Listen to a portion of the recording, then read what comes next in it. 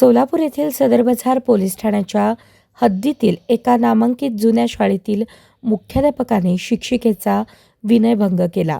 जुलै 2024 ते 19 जानेवारी 2026 या काळात मुख्याध्यापकाने वारंवार सांगूनही छळ सुरू ठेवला.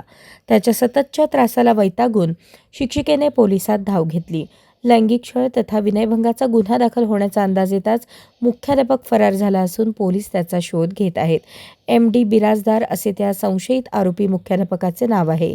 फिर्यादी 13 वर्षांपासून त्या शाळेत सहशिक्षिका म्हणून कार्यरत आहेत.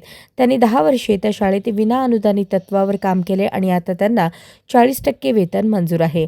त्या शाळेतील मुख्याध्यापक देखील 13 वर्षांपूर्वीच नेमणूक झालेला आहे. जुलै 2024 मध्ये त्या मुख्याध्यापकाने चुकीच्या आणि वाईट नजरेतून पाहून अश्लील हावभाव केले.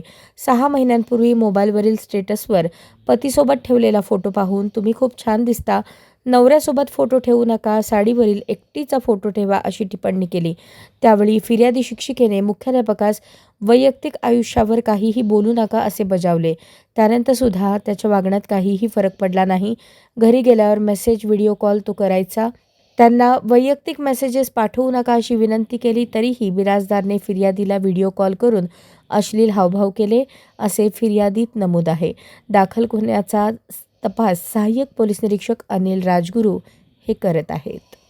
अशाच नवनवीन अपडेटसाठी जनता राज्य न्यूज चॅनलला सबस्क्राईब करा, लाईक करा आणि शेअर करायला विसरू नका.